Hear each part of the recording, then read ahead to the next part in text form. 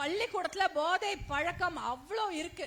சின்ன பசங்களுக்கு போதை பாக்கு சாப்பிட்டா தெரியவே தெரியாது, வாசனை கூட வராது, எதுவுமே தெரியாது.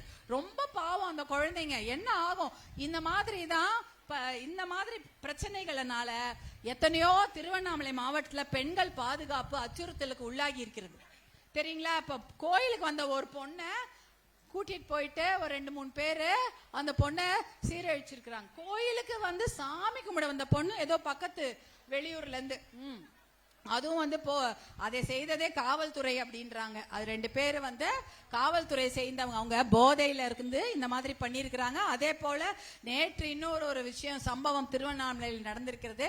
பாவம் யாருமே இல்லாம நிர்கதியாக இருக்கக்கூடிய ஒரு அபலை பெண்ணை 4-5 கயவர்கள் கொண்டு போய் பாலியல் வன்கொடுமை செய்து அந்த பொண்ணுக்கு உடம்பு முடியாம போய் ஆஸ்பத்திரியில இருக்கு.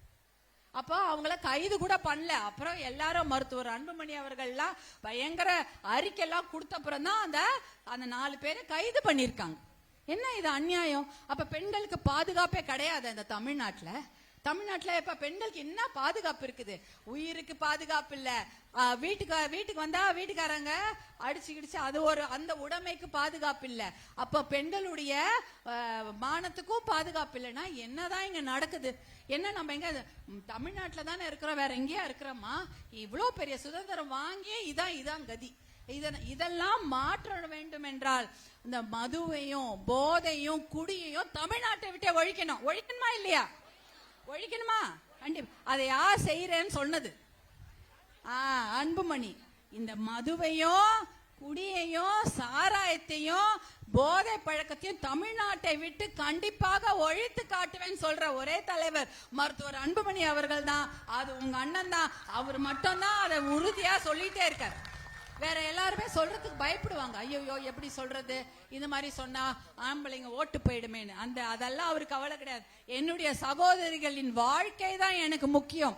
என்னுடைய குழந்தைகள், இந்த குட்டி குழந்தைங்க இருக்காங்க, அவர்களுடைய வாழ்க்கை தான் மிக முக்கியமான ஒரு விஷயம். அவங்க வாழ்க்கை நல்லா இருக்கணும். அதனாலதான் 108 ஆம்புலன்ஸ தங்கச்சிங்களுக்காக விட்டார் இல்லையா? கிராமத்துக்கு எதுக்கு விட்டாங்க? 108 ஆம்புலன்ஸ். மத்த ஆம்பளைங்களுக்கு உடம்பு சரியில்லைன்னா ஒரு பைக்ல கிளம்பி சைக்கிள மெரிச்சின்னு ஹாஸ்பிட்டல் போயிடுவாங்களா இல்லையா? நம்ம எப்படி போறது? பிரசவ வலி வந்தா போனை போடுவோம்ல, வயிறு வலிக்குதுன்னா யாரா வாங்க அப்படின்னு போன் போடுவோம். இப்ப நீங்க யாருக்கு போன் போடுறீங்க? 108க்கு போன் போடுறீங்க. போட்டா 10 நிமிஷம் அரை மணி நேரத்துல ஆம்புலன்ஸ் வருது. உங்களுக்காகவே டெல்லியில இருந்து 1350 ஆம்புலன்ஸ் தமிழ்நாட்டுல இறக்கி இருக்கிறாங்க உங்க அண்ணா அன்புமணி அவர்கள். இந்தியா முழுக்க அவ்வளோ ஆம்புலன்ஸ் ஓடுகுது. அதுவும் அந்த திட்டத்தை கொண்டு வந்தவர் மருத்துவர் அன்புமணி தான். அவரு இந்தியாவோட சுகாதாரத்துறை அமைச்சரா இருக்கும் பொழுது அந்த திட்டத்தை கொண்டு வந்தார். 7 லட்சம் குழந்தைகள் இந்தியா முழுக்க அந்த ஆம்புலன்ஸ்ல பிறந்திருக்காங்க. தமிழ்நாட்டுல மட்டும் 65,000 குழந்தைகள் அந்த ஆம்புலன்ஸ்ல பிறந்திருக்காங்க.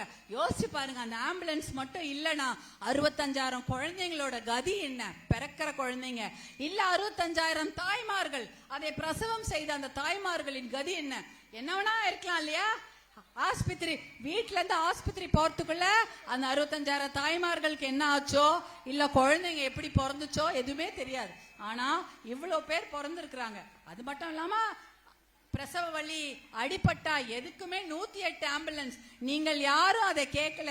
ஆனால் அந்த திட்டத்தை உங்களுக்காகவே கிராமத்தில் இருக்கக்கூடிய சகோதரிகள் எந்த பயம் இல்லாம மருத்துவமனைக்கு போய் சேர வேண்டும் என்பதற்காகவே கொண்டு வரப்பட்ட அற்புதமான திட்டம் தான் 108 ஆம்புலன்ஸ். அதை உங்களுக்காக தான் கொண்டு வந்தார். அதே